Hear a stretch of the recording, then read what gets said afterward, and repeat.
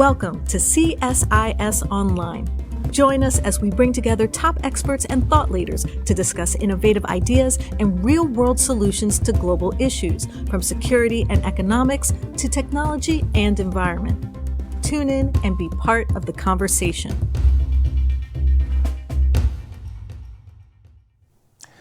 It's the most controversial debate on Capitol Hill that no one seems to know about, and it doesn't break along partisan lines. It's about a scarce and invisible natural resource that's highly valuable for both national security and commercial interests. We're talking today, of course, about the electromagnetic spectrum. I'm Tom Carrico, Director of the Missile Defense Project here at CSIS, and this issue has a lot of implications for missile defense and a whole lot of other things. So to discuss the spectrum, we're delighted to welcome Senator Maria Cantwell, ranking member of the Senate Commerce Committee from the great state of Washington, the Evergreen State. Senator, thanks for coming over. Thank you so much for having me this morning. Look forward to it, Tom. And welcome to CSIS. So before we kind of get into the weeds, I wonder if you could just tell us, what is the electromagnetic spectrum? Why does it matter to the American people? How do we feel it in our daily lives, given that it is, after all, invisible? Well, I think the key thing for everybody to understand is we live in the information age, and data is the new source of what our economy is going to be. But data is also used for national security. And when you think about this, all this data that is, if you will, flowing through, our system, that spectrum is like the arteries that help deliver it. And you need them to go to the right places and be the right infrastructure for that. I think everybody probably understands the time they've tried to tune their radio and heard interference. They get that there is something happening that is allowing that signal to be distributed. And now we're in a debate with so many applications, so much data. How can we make these arteries that have been the old system continue to work effectively for us? Well, it's everything from Wi-Fi to radio to cell phones to military radars and a whole lot of other important things. And Congress is right now debating whether to reauthorize the FCC's auction authority, which expired a couple years ago in 23. And there's some proposals to auction off to the commercial world some pretty significant chunks of the electromagnetic spectrum. And I'm going to pull up here a graphic kind of depicting what this bill would do. The Crackerjack CSIS Missile Defense Project team put this together, and there's a lot of moving parts here, but it kind of shows what is up for auction, as it were, potentially being sold off. It also shows at the bottom there what these things are used for: DoD, the intelligence world, and things like that. So Senator, how do you kind of see this bill? This is a reflection of specifically the Senate proposal by your colleague Senator Cruz. I wonder if you could talk to us about how you view this particular provision, and how you see it playing out in the Senate. Well, I think it's a very dangerous proposal because it really doesn't look at all the details about the incumbent users, in this case, a lot of military applications, and plan for what is the use of the future of that spectrum if it's allocated to the private sector. And while we know we have an unbelievable need for new spectrum, the question is, how can we do things like dynamic spectrum sharing and test bed and really understand what these applications are and what they're going to do to create interference? So at a time now when we know that international adversaries really are using, if you think about it, they're attacking our infrastructure. It used to be in the old days, if you wanted to intimidate or escalate, you might send a submarine into U.S. waters, or you might fly into U.S. airspace. Now you basically attack infrastructure. It could be a pipeline, it could be the grid, it could be lots of different aspects. And now we have to worry that even our defense system is now, if you will, moving more towards space defense and the success of being able to use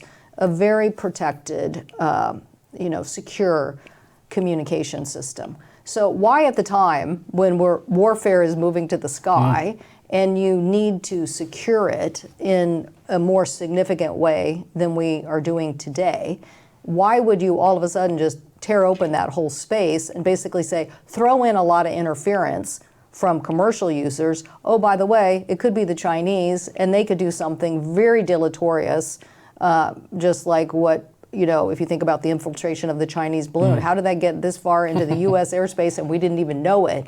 This is the same thing. You're opening up, if you will, the arteries for anybody to flow in a way that could be very, very dangerous. And so I think if you listen to people like the IEEE, electrical engineers who know the subject well, they will say, don't do this, don't do this. There are ways to proceed, but this isn't it.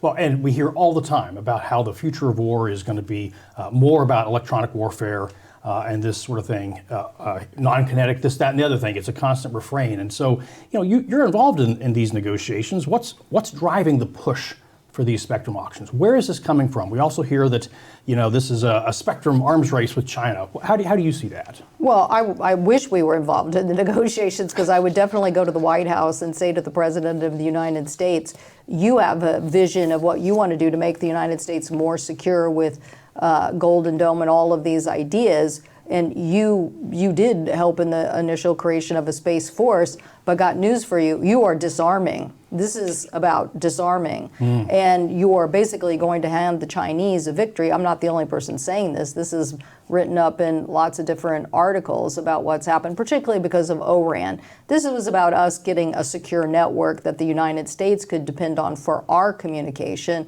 and this basically proposal also disrupts ORAN. So it makes no sense that you would not only basically say, I'm going to stop building our own secure network for communication, but you're going to basically open up our system for interference and lots of avenues for the Chinese and other perpetrators who aren't friendly to the United States to have access and avenues. So I think, if you think about the telecom sector, they're saying, well, we just need it because we want more 5 and 6G.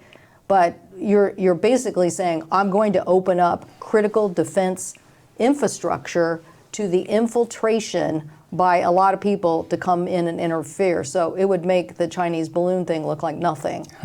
So, but what is it, from your understanding, that the telecom industry wants? In other words, what is the impetus behind this from the Commerce Committee? Well, I get that they want to sell more cell phones and sell more policies, and they're all in a heated debate over whatever the monthly cell phone bill, is. But I think we see from Salt Typhoon that they got their own problems, not all of them, but some of them basically didn't even understand the attack. And, we as Americans should take this personal because it's attacking our information. It released a ton of information on us.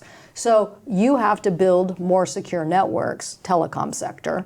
But instead of building those more secure networks and putting money in, they're out there asking us just to vacate DoD spectrum for missile defense so you can sell some more, whatever it is, $29.99 plans. Well, I want to get to the missile defense stuff in particular here in just a moment, but there's a long history here. There's been a lot of past auctions. Not too long ago, the FCC sold off some C-band stuff, and that had interference with aircraft and altimeters, and you've talked about that. What lessons are there from some of these past auctions? Well, that catastrophe could happen. And so when you think about uses and what people depend on, and planes depend on altimeters, and altimeters are what, if you think about everything in society getting more sophisticated, even this set here, for example, but in airplanes, more driven by a brain of a plane based on an input. What's that input? The altimeter, telling you the altitude. But now, if that altimeter can be interrupted or get the wrong information, get the wrong signal because of interference, all of a sudden now, the entire plane's brain, driven by what it thinks the altitude is, could be catastrophic. And so when people just threw caution to the wind and said, okay, we're going to auction some of this, it created chaos between the aviation sector and between the telecom sector, and the telecom sector saying, oh, don't worry about this, and the aviation sector saying, oh my God, absolutely worry about this, and let's get it right. Now, this legislation basically would not only have every commercial plane having to get a new altimeter, because it has to be sensitive enough to the interference.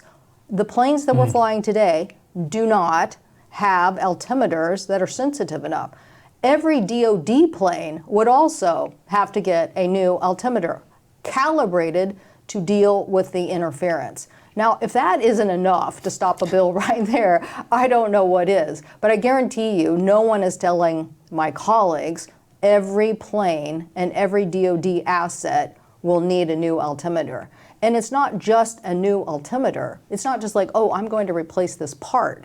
It is, how do I get a new system to drive these planes that will be able to resist this kind of interference that could come in a system. And so it's really, again, just think of it. Warfare in the future is going to be about disrupting communication. And disrupting that communication means build a system that is secure, encrypted, secure in the ability to have a closed loop system, the ability to protect us and our assets. We both spend a lot of time on airplanes. It is good to know what altitude they're flying at. Let me just stay with this for a minute, which is I'm trying to understand what's the itch that's trying to be scratched here. How much is it needed for beaming lots more energy outdoors, specifically? In terms of everybody wants data, everybody's phone is using more data, but like 80% of it is indoors.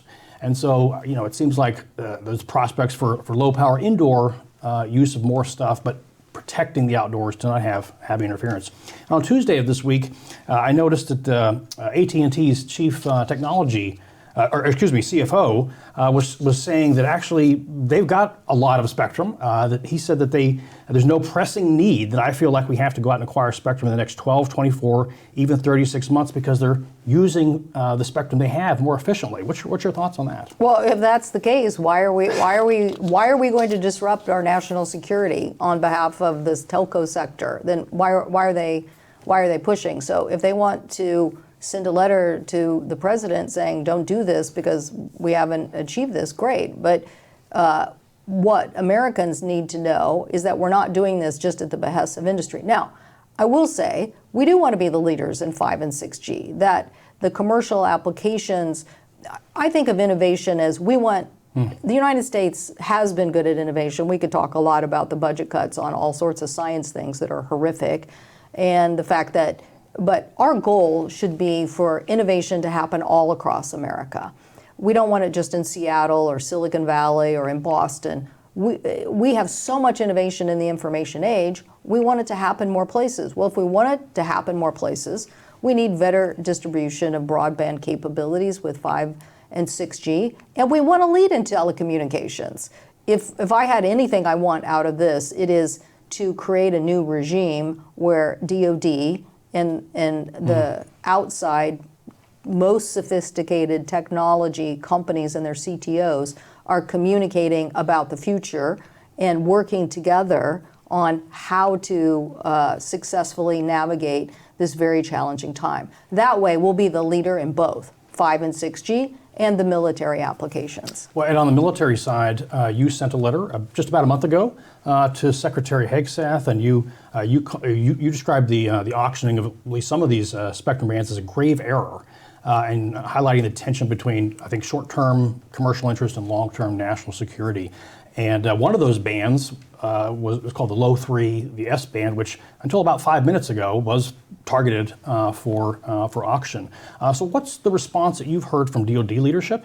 This topic came up, I think, in every single DoD nomination hearing this spring for all the new officials. What's been the response from the DoD folks in terms of this? Well, in all my meetings with them, and first of all, we helped usher through the CHIPS and Science Act, and that too was about national security. What does it take for us in the United States to have the most sophisticated systems, and obviously the most sophisticated advanced chips?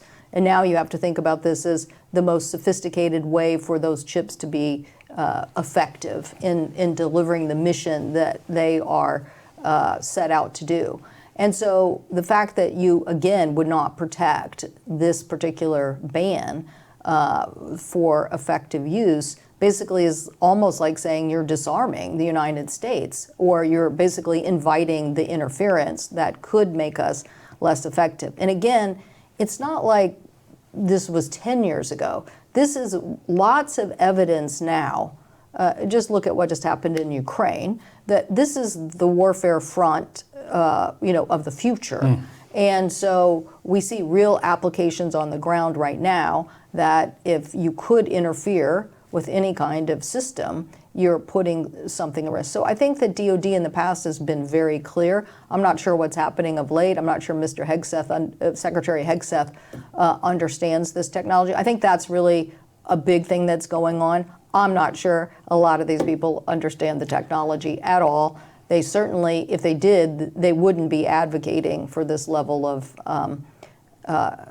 openness to a system that should be more secure. Yeah. Well, I will say Secretary Hegseth was asked about this in his nomination hearing, and his response said that he would go to the mattresses when it comes to national security. Well, he better hurry. He better hurry. Yeah.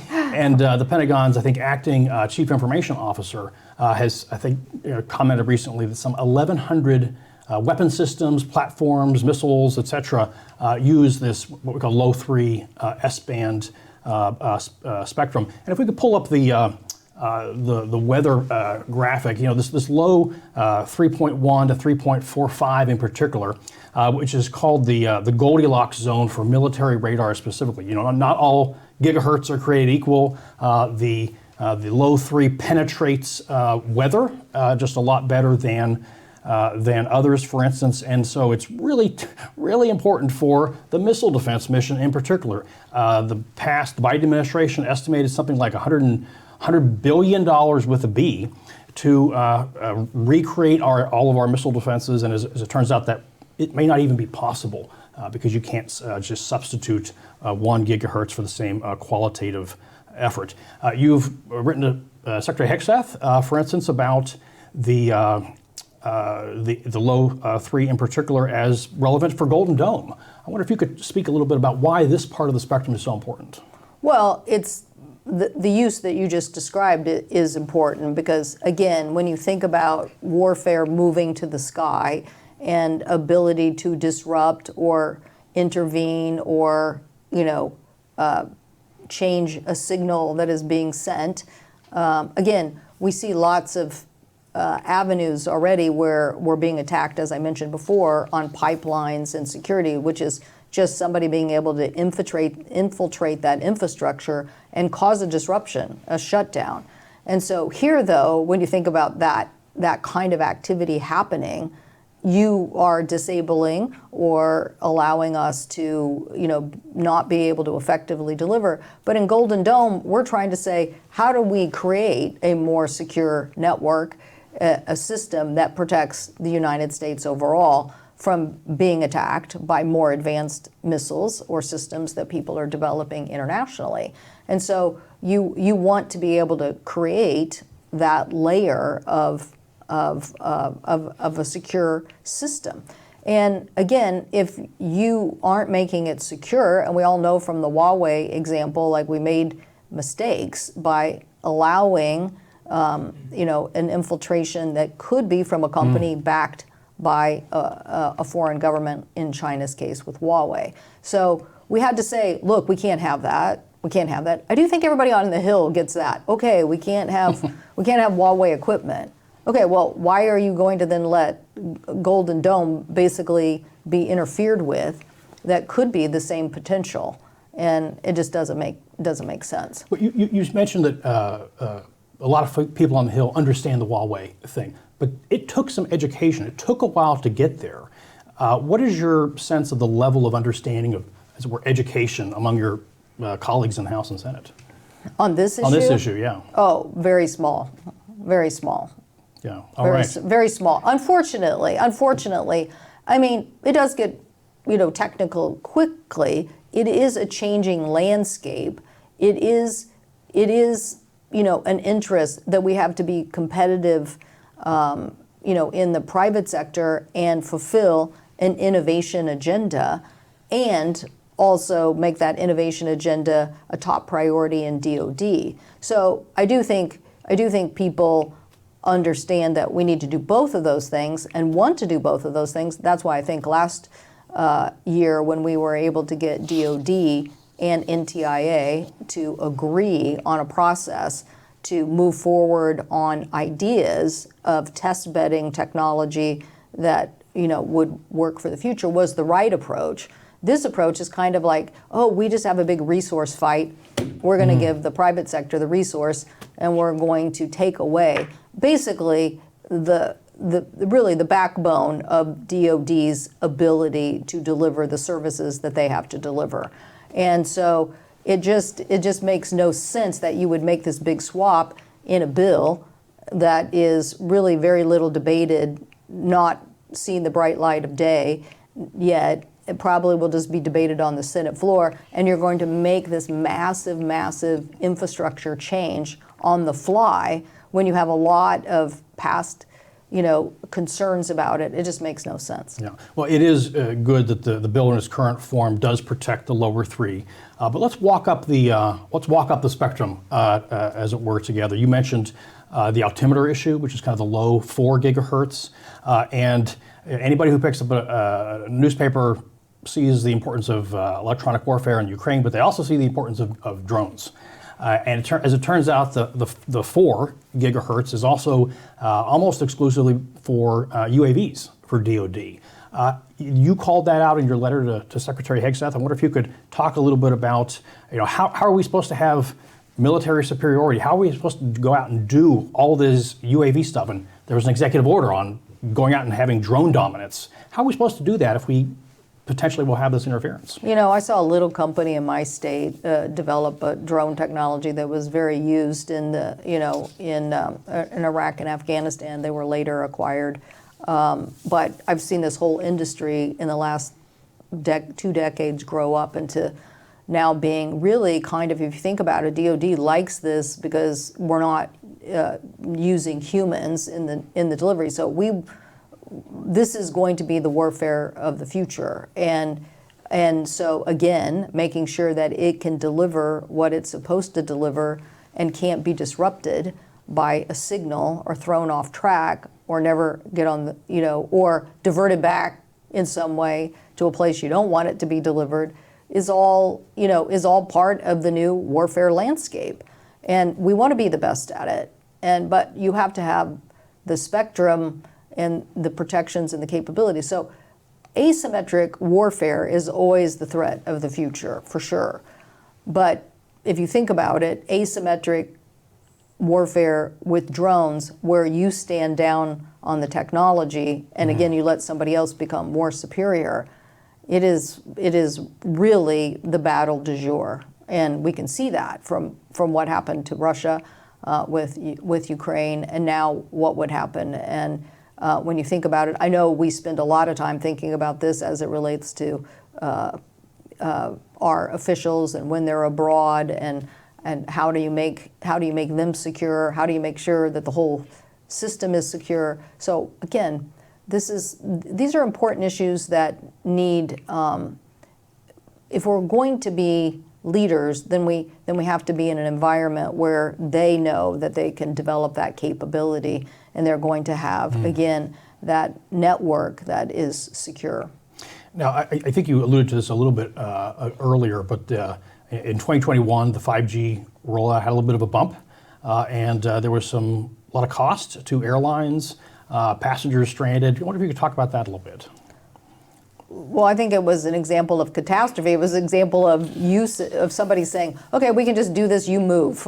And it wasn't simple, and they had to have big White House meetings, and I'm pretty sure that the FAA felt very frustrated, and we're still dealing with what a real rollout. Again, this is why they had to focus a lot on altimeters and costs, but no one is saying you have to now, even those decisions that were made would have to be changed. You'd have to go back to now saying, how do I protect this plane from interference? How do I do that? And so we don't even know what it would take at this moment. We'd have to develop something. So when you think about that cost and the cost of the development, and telling the aviation sector, yes, it's a cost impact, but it's a really scary issue because of security. Yeah. The 6 gigahertz band is kind of an interest for cable and some other Wi-Fi kinds of things. And I think you, again, mentioned Huawei here, and they have something of an advantage there. So what's going on with the 6 gigahertz, and how's that play Well, in? it's kind of like a stand down, go ahead. So this is where China has an advantage, and by us just saying we're gonna go ahead here could put the United States at huge disadvantage, but also it's empowering China because it's the one area where they already are in the lead. And so the United States can lead in wireless. It can lead in these technologies of the future, but a proposal that basically helps China right now is not what I would say is the way to beat the competition. And I think the House version had a protection for the 6 gigahertz, but the Senate does not. Now, one band that the Senate version, in addition to the low 3, does protect is in the 7 to 8 gigahertz. And this is also a number of your colleagues, Senator Rounds, Senator Fisher, a number of folks, Senator Cotton, have talked about the importance of this for national security. What ought we to understand about this, and does the bill adequately protect that 7 to 8 band? Well, I really, this is a very sensitive area, so I can't really say a lot about it other than it's very important to us as a nation. And I guess you would just say, like all of these gigahertz, there's various uses that people have depend upon to create secure networks, for secure communication, for vital national interests. And if you disrupt that, and so I don't know exactly what the latest language said on this because they're trying to protect it, but I think the problem here is that, to adequately protect it, to give us all the certainty. Again, what happened before, threw caution to the wind, lots of problems between aviation and the wireless industry just because somebody said go auction it. I think the overall bill is basically go auction things and give the FCC the approval again. And so I do think that it, you want the appropriate policy protection, not to say, oh, well, we'll figure this out later. There's nothing in here that says we'll figure it out later. There's nothing that says you can't move forward. It basically is giving this authority. Yeah, I think the Senate bill might protect, I think, 7.4 and up. Other folks have talked about kind of the importance of the lower 7, maybe 7.125 to 4 as being of interest as well. Can you talk a little bit about? Yeah, I think all of 7 is of interest, is my understanding. So. Yeah. Okay. Well, that would be another thing to look at in the negotiations on this. Talk to us a little bit about the Citizens Broadband Radio Service, or CBRS. What's kind of the history? What is that? This is a part of the upper 3, or mid 3, excuse me, that the DoD and CBRS has had to share. What's going on with that? Well, it's one of the good news stories of what you can get from cooperation. And this is, something that the military and the Navy, particularly in parts of the United States where they didn't have to worry, basically were able to make this available. And the private sector has been able to scale a lot of business use off of having this broadband authority. So I think it's kind of like an efficiency, if you will, right? It's a way for the military to still keep the spectrum, but give some of it for some very specific, I think factories really, if you think about in the Midwest, using this as a way to drive down cost and be competitive, it's a great access. And now somebody's taking that away. So it's actually, this is what we should be studying more. What does this portray for the future that makes sense? Anytime you've reached this collaboration and cooperation and you're getting a benefit here, then, it's kind of like in our state, we have public and private power, right? We have both. And they actually intertwine more than people realize. But public power, being cost-based power, obviously is very cheap. And it's built our economy over and over again. So CBRS is like having access to a more affordable broadband that has helped manufacturing in the Midwest achieve some good success. And look, the cost of energy is a big issue generally and being able to continue to innovate with affordable spectrum it is a very positive thing. So why now all of a sudden disrupt that and basically put a bunch of industry that was using that spectrum, why throw them out and basically said, now I'm going to go rebid that and I'm going to make everything more expensive again. So I do think there's elements to that equation that are very interesting if you think about the fact that spectrum is so dear, and yet here is a particular thing that benefited both industry and defense. That seems to be like something that you would want to continue. But can't we all just get along? Why can't we just share this? You talked about the jamming thing, but help us understand why sharing is hard. Is the technology there to do this, and what is dynamic spectrum sharing? Well, listen, I don't pretend to be an expert on spectrum. I did spend 5 years working in software, and I do have a huge appreciation for the IEEE electrical engineers. I keep thinking about Marconi and the advent of electrical engineers even giving us this ability to figure this out. And I keep thinking those are the people we need to be leaning on. We need to be leaning on the engineers to tell us what is the next great innovation. And we have a lot of great innovation in the Northwest, and there's been breakthroughs in technology. I was remembering Dan Hesse and when Sprint made a big breakthrough. And there are more good things to come. But if I was going to focus on this, I would say, there's another great technology in the Northwest, the Otter Pup. It's a software company in Tukwila that has figured out how to move satellites around. So it is pioneering the ability to go up and move these, almost like a moving company. But how they got to their point is they had created a very dynamic way for both DoD and the private sector to share information so that that technology could move forward. And that is what we need to do here with dynamic spectrum sharing. We need to break down the barriers, and we need more CTOs. And of course, there's national security implications. But we need to create frameworks where CTOs and DoD people can best outline the future. There's a lot the private sector can do in helping the DoD think about the future and be a couple of steps ahead. And that is what we should be focused on. Well, again, I'm still trying to understand, what's the need here? Why is the legislative onus on DoD to vacate as opposed to kind of encouraging innovation? We hear a lot of hand waving about innovation and more agile use of the spectrum, this kind of stuff. But I go back to not merely Verizon and T-Mobile telling Wall Street they don't need more spectrum, but again, that comment in the press from the AT&T CFO that they don't need it. But he also said that they've made more efficient use of the spectrum that they already have. And I think, again, that's... who is saying that? This is the AT&T CFO just this week in the press. Oh, you mean in that I don't need this? Well, trust me, they should get up to the hill then and tell people that they don't need it, because you have this very dangerous situation playing out basically on their behalf so that somebody can say, oh, we delivered something.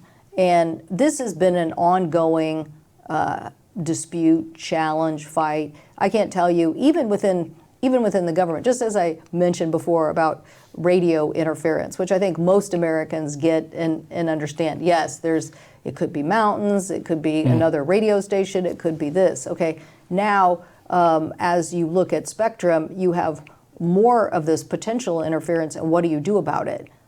Well, I'm saying let's work collaboratively. The next success, I didn't coin this, but other people did. The next success of implementing innovation is collaboration. Think about it. There's so much innovation, but if you don't sit around a table and talk about how to get it implemented, you're going to fall behind. So Congress needs to be part of that collaboration and convene DoD in these interests. But just think about this. You have NOAA satellite issues for weather. You have launch issues for space. You have, the DoD interest. So there is lots of spectrum issues that are just within the government. And if we want to be good at both, then that kind of collaboration that focuses on the test bedding of next generation technology, that's what we do best. That's what Chips and Science was about. Test bed, test bed, test bed, things that other people can't get done. That will give us the answers and secure U.S. leadership.